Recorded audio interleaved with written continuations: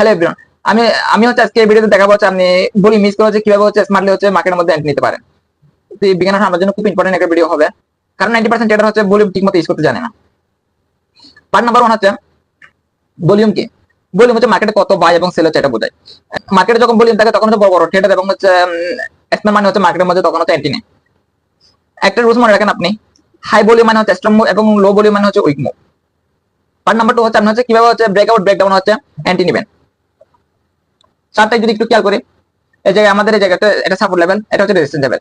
তো রেজিস্ট্যান্স লেভেলটা যখন ব্রেকআউট দিছে, মার্কেট যখন ব্রেকআউট দিছে, তখন হচ্ছে মার্কেট এই জায়গায় দেখেন, এই জায়গায় ভলিউম গুলো দেখেন, ভলিউম গুলো কিন্তু ব্রেকআউট দেওয়ার পর কিন্তু ভলিউম কিন্তু স্পাইক করতেছে। মার্কেটে কিন্তু হচ্ছে ব্রেকআউট দিছে যে কিন্তু ভলিউমে কিন্তু স্পাইক করছে। এই যে আগের ভলিউম গুলো দেখেন, এই জায়গায় মার্কেট যখন সাইডওয়েজ ছিল, এই জায়গায় ভলিউম গুলো দেখেন, মার্কেট যখন ব্রেকআউট দিছে এই জায়গায় ভলিউম গুলো দেখেন, তার মানে জায়গা হচ্ছে বায়ার স্ট্রং এবং হচ্ছে বায়ার অ্যাগ্রেসিভ।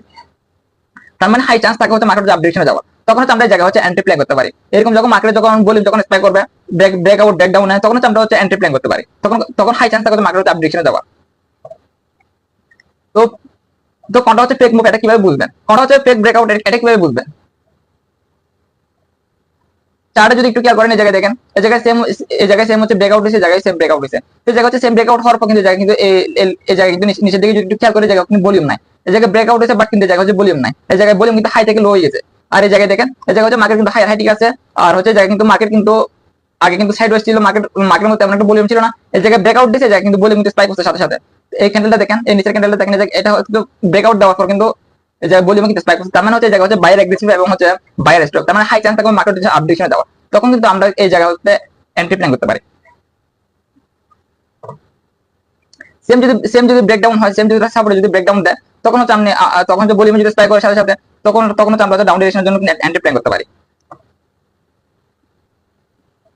পার্ট নাম্বার 3 হচ্ছে আমরা কিভাবে হচ্ছে সাপোর্ট এবং রেজিস্ট্যান্স হচ্ছে এন্ট্রি প্ল্যান করতে পারি।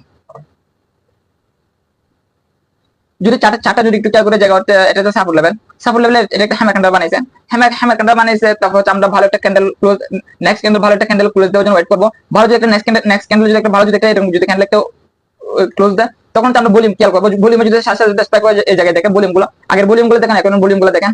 তো আগের ভলিউম থেকে এখানে ভলিউম গুলো অনেক বড়। তখন কিন্তু আমরা হচ্ছে আপ ডিরেকশনের জন্য এন্ট্রি প্ল্যান করতে পারি জায়গায়। সেম যদি রেজিস্ট্যান্স লেভেল হয় এবং যদি হ্যামার ক্যান্ডেল বলে ভালো একটা ক্যান্ডেল ক্লোজ জন্য আমরা ওয়েট করবো নেক্সট ক্যান্ডেলটা। তখন যদি ভলিউমে যদি স্পাইক করে, ভলিউমে যদি বড় হয়, তখন আমরা ডাউন ডিরেকশনের জন্য ট্রেড এন্ট্রি প্ল্যান করতে পারি।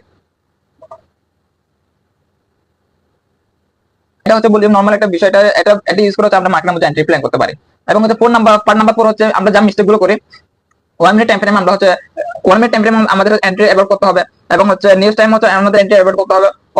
আমরা ট্রেড গুলো অবশ্যই আমাদের স্টপ লস লাগাতে হবে ট্রেডিং এর মধ্যে। অবশ্যই আমরা রিস্ক ম্যানেজমেন্ট এবং ডিসিপ্লিন রুলস রেগুলেশনের সাথে কাজ করব।